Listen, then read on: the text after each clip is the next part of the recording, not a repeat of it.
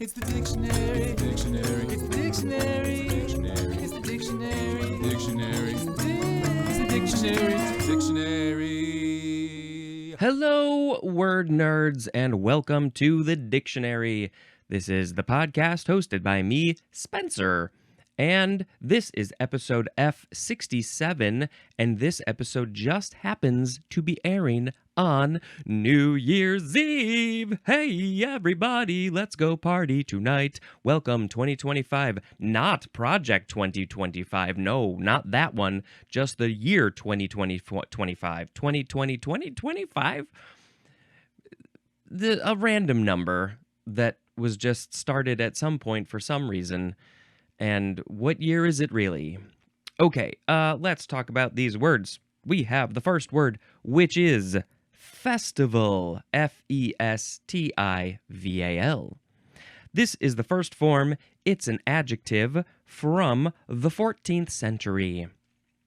Of relating to, appropriate to, or set apart as a festival. Was that definition as confusing to you as it was to me? Of relating to, appropriate to a festival, or set apart as a festival. That's the one that's a little confusing to me. Set apart as a festival? It's a festival. It's an adjective, so that's, I guess, the weird part about it, is that it's you're describing a thing as festival, which I don't think I ever do. I just think of the next one. The second form of festival is a noun from 1528. So we were describing things as festival in the 14th century, and then a couple hundred years later, we were like, let's do a thing called a festival. By the way, do we need to remind ourselves about fest, gathering, event, or show having a specified focus? Okay, so festival, noun, 1A. A time of celebration marked by special observances. And how friggin' appropriate is this that it's airing on New Year's Eve? That is a time for special observance. At some point, I think I've said this before, at some point we just have to celebrate. We're in a new year now. So we said, hey, let's do it in early winter for the northern hemisphere or early summer for the southern hemisphere. I think that's one of the things that always bugged me. It's like, why isn't it like on the vernal equinox? No, is that winter? The vernal equinox, I think, is spring. Then there's the autumnal equinox. That's in fall. And then it's the solstice. It's the winter solstice and the summer solstice. I think the winter solstice. No, I think it makes more sense on the vernal equinox. I think that maybe should be the beginning of the year, because that's the beginning of new life and everything. Okay. Anyway, 1B for festival is the number 2 definition for the word feast. And yes, oftentimes at a festival there is a big old feast. I am recording this just one day before American Thanksgiving, and we often have a big old feast on Thanksgiving. That's just what it's known for, eating a whole lot of unhealthy food, and a whole lot of it. A whole lot. I don't think we're going to do that this year. This year, I think Sharon and I are just doing our own thing, which might be we're going to have a feast of movies, maybe. Number 2, an often periodic celebration or program of events or entertainment having a specified focus. That seems very similar to the definition for fest. We have an example, a daffodil festival. Ooh. Also, a Greek festival. I don't know if there's daffodils in Greece, but there can be a Greek daffodil festival potentially. So many types of festivals. If you just Google a festival just for a specific city, well, you're probably going to get a lot of options. Then if you expand it to a whole country, you're going to get lots and lots of stuff. There are cities, there's a lot of music festivals. If there's daffodil festivals, maybe there's tulip festivals. Maybe there's magnolia festivals. Maybe there's orchid festivals. I wish I could think of a name of a flower that's similar to festival to make it sound maybe a fescue festival. Isn't a fescue the yes, that's the grass. Let's have a fescue festival.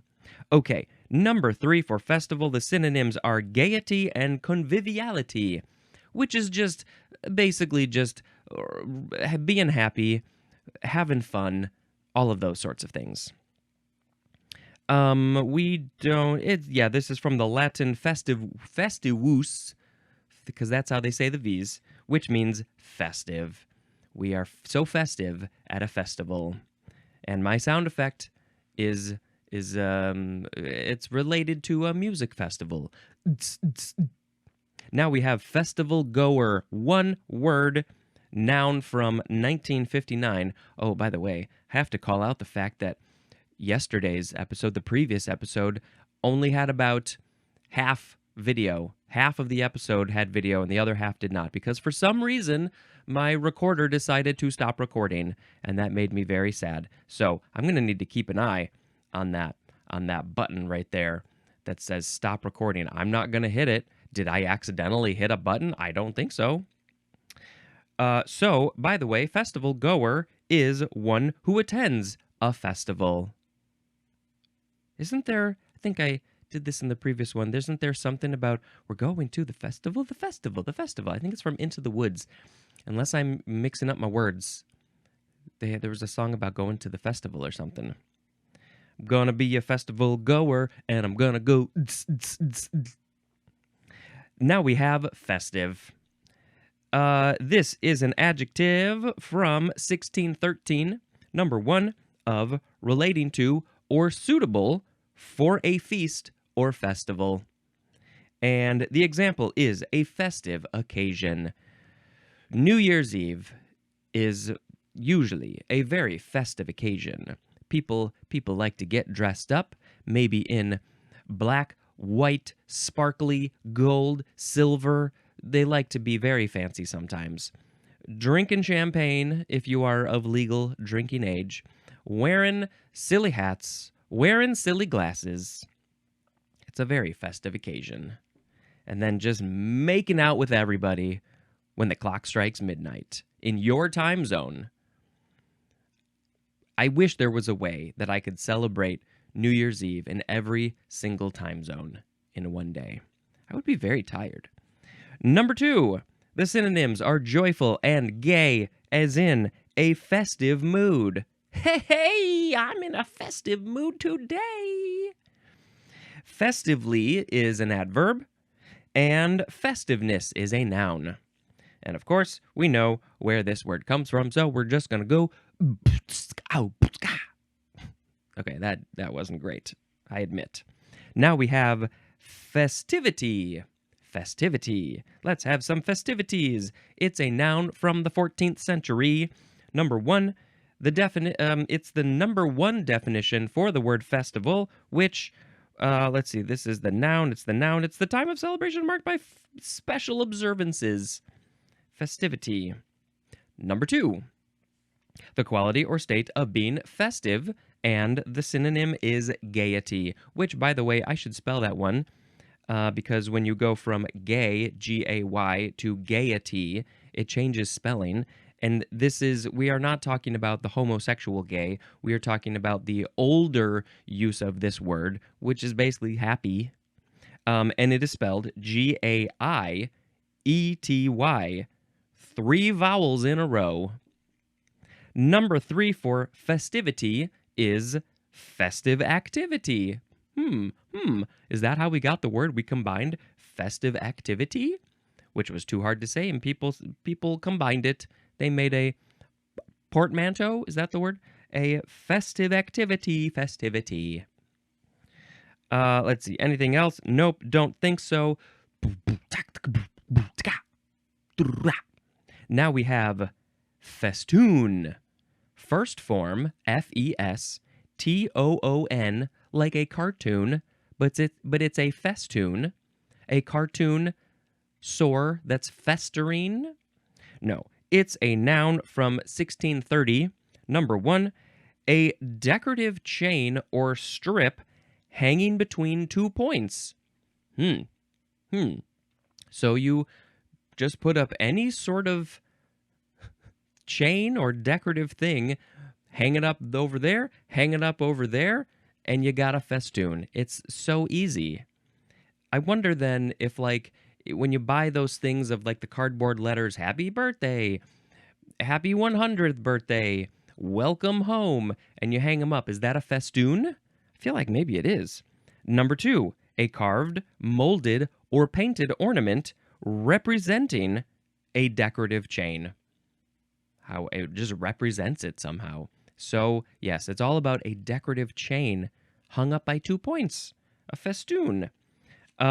The etymology says this is from French, feston, from Italian, festone, from also from festa, I guess that's still Italian, which means festival. And there's more at the word feast. So I guess this is a thing that people are putting up at festivals, feasts, fests, to be very festive. And it's how you decorate to show that you are being festive. I guess that's all I got to say for that one. So we gotta go. Boots and cats and boots and cats. The second form of festoon is a transitive verb from 1765. Number 1, to hang or form festoons on. Hanging festoons, forming festoons on something. I don't know how you do that. Let's festoon the place because we are about to have a festive festival because it's New Year's Eve. Number 2, to shape into festoons. I feel like I need to look at an example of some festoons. Looking for my keys on my keyboard. Which key is this? That's a J. Now we got to find the delete key. Oh crap! I'm literally using my fingers to find the. Here we go. Festoon.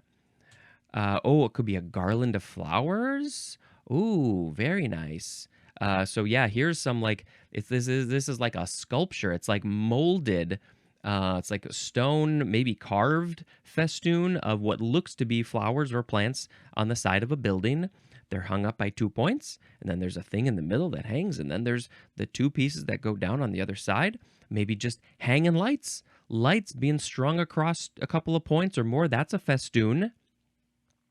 I don't know why there's pictures of people, cosmetic surgery. There's a festoon surgery. What is that? Oh, the festoon is the bags under the eyes because it's like hangs down. Whoa, I never would have thought about that. Yeah, okay, yep. Banners, colorful banners hanging. There's a little cupid or a cherub sitting on a festoon. A little cherub sitting on a festoon. What are they gonna do? All right, now we have the third definition for the second form of festoon. The synonyms are decorate and adorn. And then also the 4B definition for the word cover. So I guess just covering with decorations. Just throw them about, and maybe they will land in the shape of a festoon.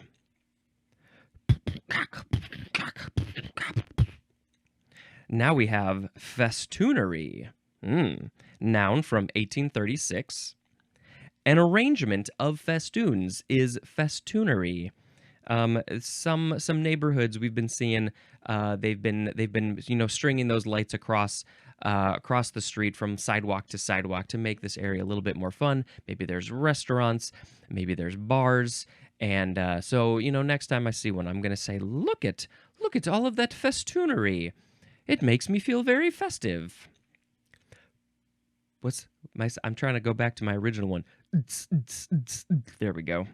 Now we have Festschrift.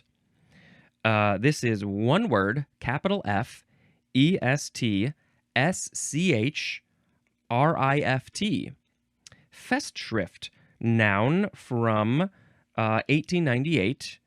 The plurals are Festschriften or Festschrifts. It's hard for my mouth to say these words.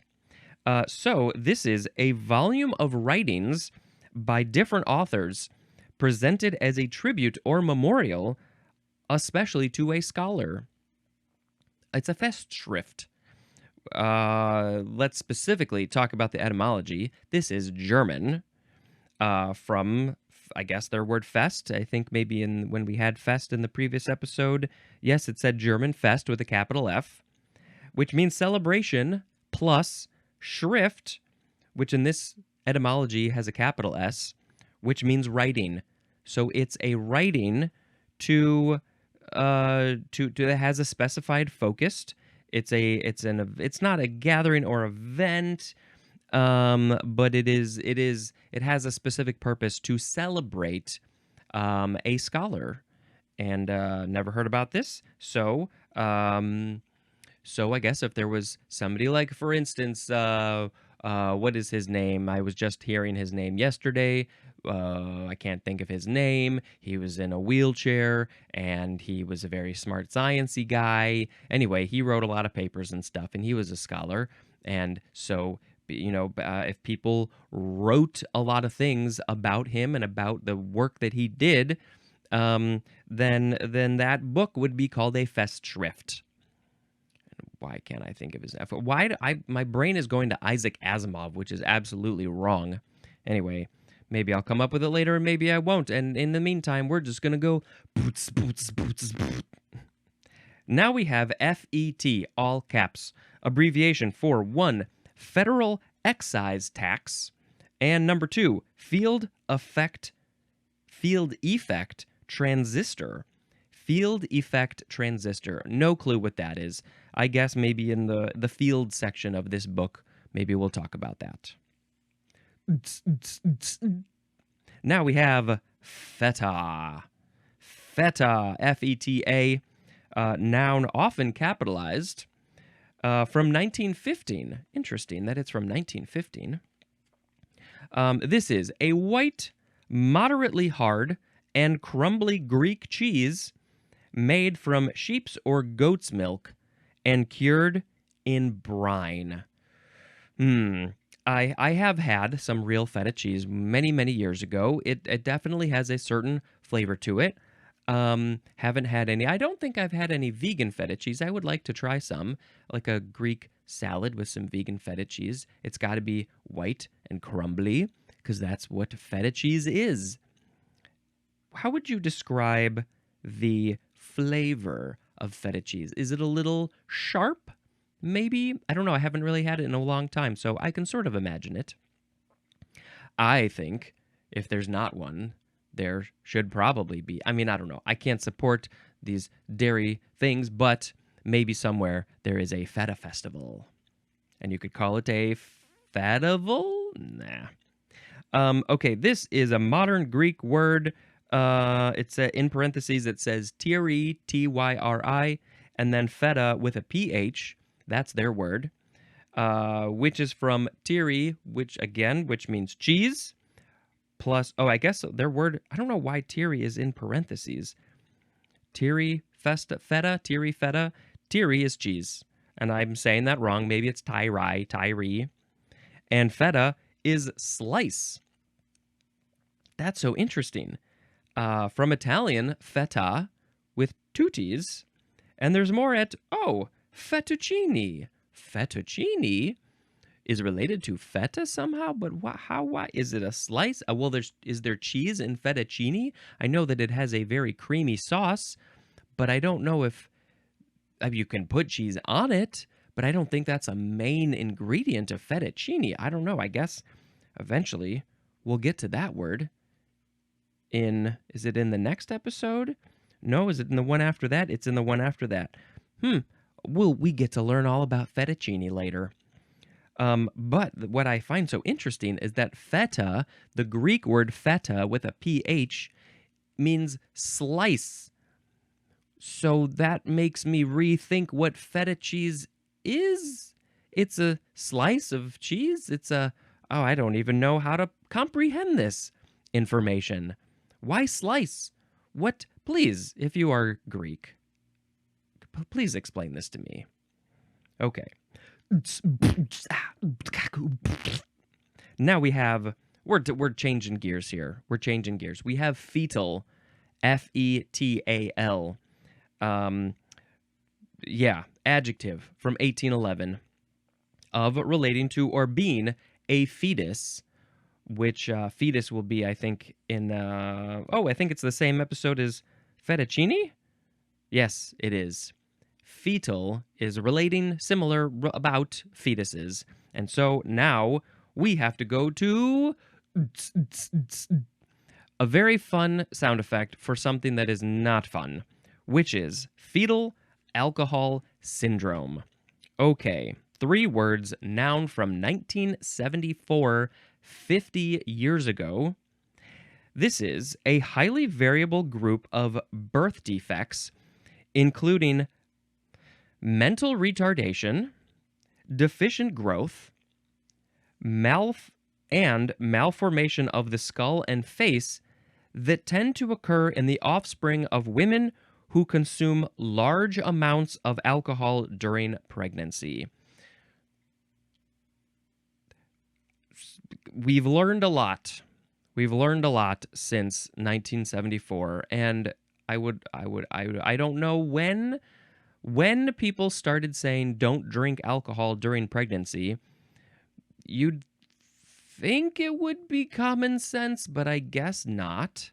Obviously, there are people who have addiction issues, and so if you get pregnant while you are maybe you're an alcoholic, and so if it's hard not to drink alcohol, and also when you drink alcohol and you get drunk, your inhibitions are lessened, and so you are more likely to be having sex and also unprotected sex, and so it's not a crazy thought to have the situation happen. So if you are pregnant, or could potentially be pregnant, let's just say, just don't drink alcohol. I think some doctors are like, a half a glass of wine once a week is fine. But yes, this specifically is large amounts of alcohol. I don't know what's the cutoff. I don't think anybody should do any scientific experiments with how much alcohol is too much alcohol. It is literally a poison, and it's not great for the adult body, but most people can tolerate it, but it's really not great for a fetus. So I don't feel like I need to be saying this, but I said it. Okay, that's let's look up. Let's find my keys. I found my keys. I want to look up fetal alcohol syndrome numbers, right? Like how have the numbers changed? Statistics in the United States. There's some autofill things since. Let's do not 41, not 411. Oh boy, this whole keyboard thing is stupid. Here we go, 1974. Estimating the prevalence of fetal alcohol syndrome. I want to see a clear chart, some clear numbers. This is a list of things. Rates of FAS per 1,000 births in the U.S. 1979 to 1992 was 0.2 out of 1,000 births. Then it's gone up. What? But then it went down. 1993 was 0.67 fetal alcohol syndrome births per 1,000 births. So I guess 67 births per 100,000 births. And then it started to go down. There's some breakdowns for some of these years based on the person's race. That for the United States, this only goes to 1986. Those were some passive methods of studies. Now here's some clinic-based studies. Boy, there's a lot of information here. Maybe we should put this in the show notes. This is a study from the National Library of Medicine. Seems like a good place. What year is this from? That's important to know, probably. I'm not finding a year. I don't know. It may be this one, or we'll find another one. All right. So, just wanted to give you some information on fetal alcohol syndrome. And now I shall go. Next, we have fetal hemoglobin. 2 words, noun from 1950. A hemoglobin variant that predominates in the blood of a newborn and persists in increased proportions in some forms of anemia. And the example of this would be thalassemia. Thalassemia. So is thalassemia one type of this hemoglobin? I know hemoglobin has to do with blood somehow. It's a thing in the blood. It's a hemoglobin variant that predominates in the blood of a newborn and persists in increased proportions in some forms of anemia. And anemia, I think, also has to do with blood. And forgive me for not being able to give you all of the proper scientific correct information.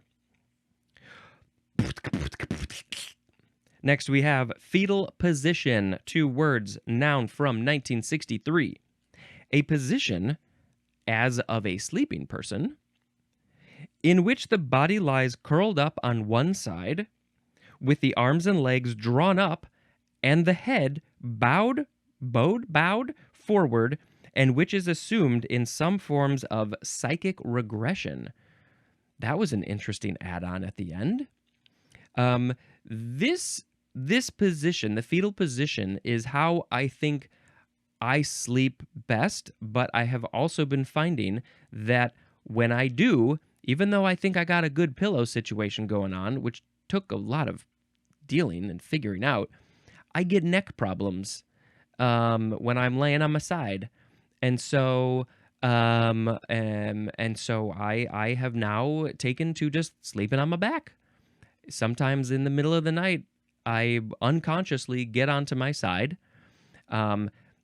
You see, you can't sleep on your side and not be in the fetal position, because if you don't curl your legs up, if you don't bend your legs, you're just a straight body and you'd probably fall over. You need something to brace yourself. So that's why you bend your legs up. And of course, we call this the fetal position because when the fetus, the baby, is in the womb of their mother, they are in a very tight space, and so they curl up their body. I think that's just sort of how they're grown, maybe. But yeah, they curl up their body in as tight of a ball as they can because they're being squeezed from all sides. And so, yes, you're going to curl your knees up to your chest, and that's the fetal position. It's assumed in some forms of psychic regression. I guess for some reason, they say that if you're doing, what would this be like? Looking back to your past lives or something? Or trying to, I don't know. But I guess this position is good for psychic regression. Okay, now we have one more word. I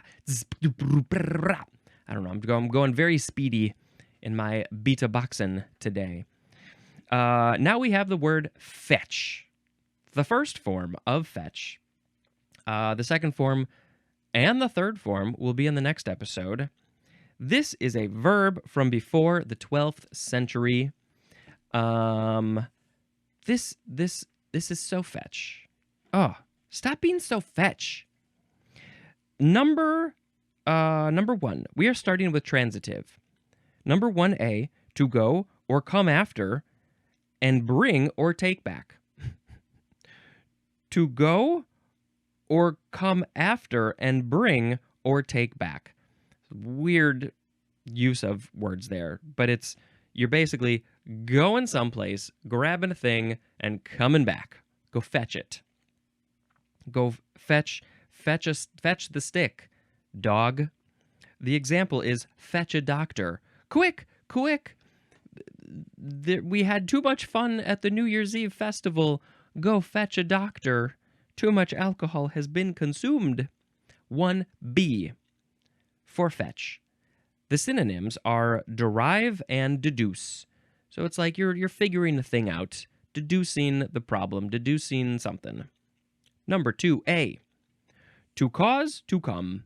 To cause to come. So I guess if you call the doctor, you are fetching the doctor. You didn't literally go to the doctor's office or home to get the doctor to come over to help you, but you called and you caused them to come over when you said, "Doctor, get over here right now." I had to do this when we were in Paris. My back was flaring up with any tiny little movement, and it was very painful and couldn't move, and so we had to fetch a doctor.